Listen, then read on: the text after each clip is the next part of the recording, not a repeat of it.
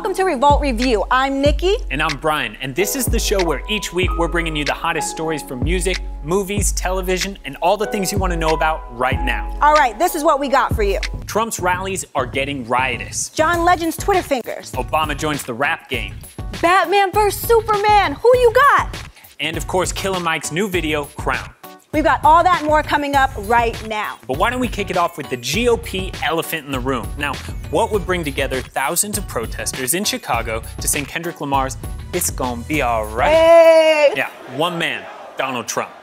Love him or hate him, the businessman turned reality star turned politician definitely knows how to command attention. He certainly does. And as the larger-than-life personality makes his run to the White House, his peaceful little rallies seem to be becoming more like battle royales.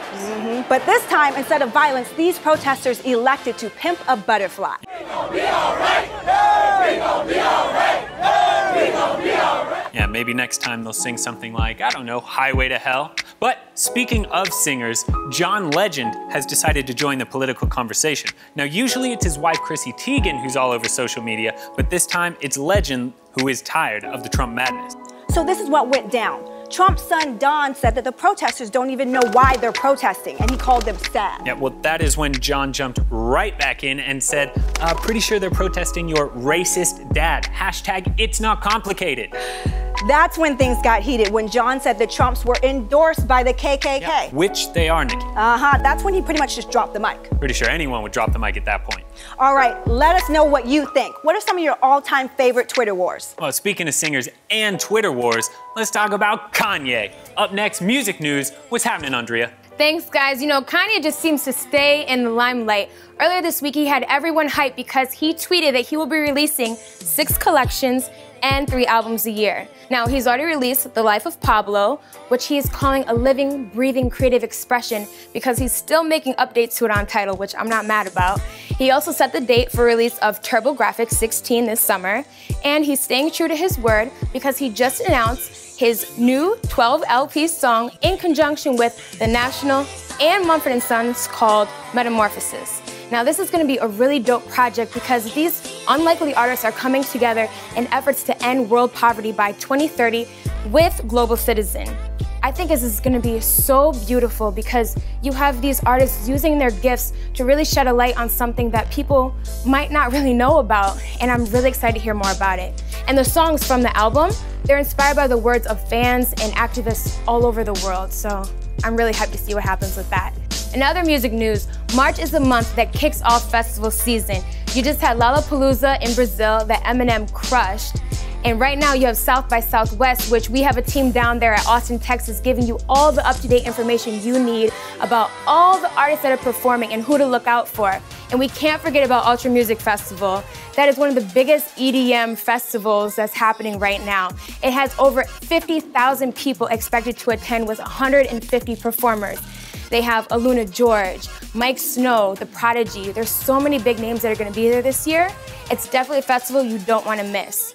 I remember I went in 2013, and that's when the LED screen collapsed and sent 3 people to the hospital. Nikki, Brian, do you guys remember that? Oh man, I totally remember. Stage collapsing at South by Southwest. Yeah, I remember that. That was crazy. All right, up next, Superman goes head-to-head with Batman.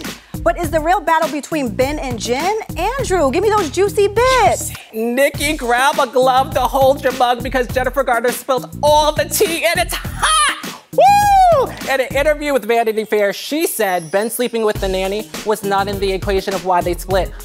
They had already separated.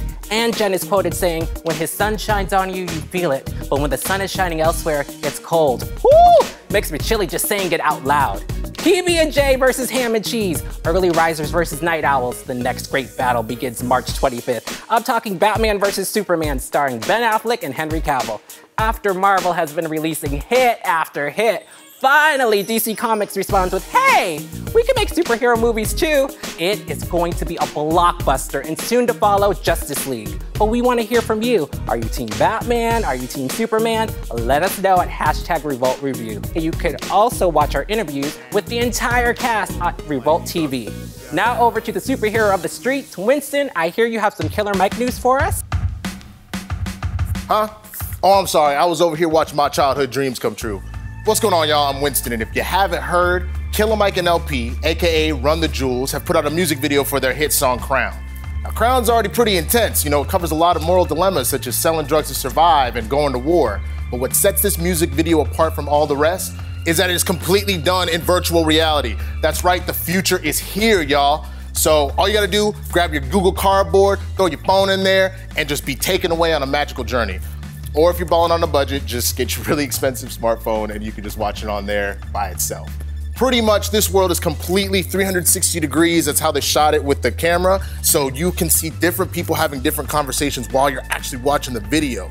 It's like a choose your own adventure storybook, y'all, which is my favorite type of book because it gives me options. So if you will excuse me, I'm gonna get back to this. I'll see y'all next week. That video is a game changer. Well, let's finish on America's #1 game changer, President Barack Obama, proving yet again that he is hip hop. He invited Lin-Manuel Miranda to the White House to do a little bit more than just speak. He asked a drummer to drop a beat, dopeness ensued, and he loved it. Yeah, it was pretty legit, guys. Check it out. Drop the beat.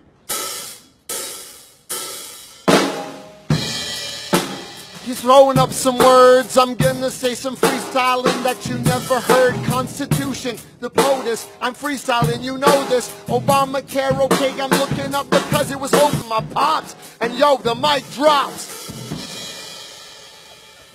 How good is that? You think that's going viral?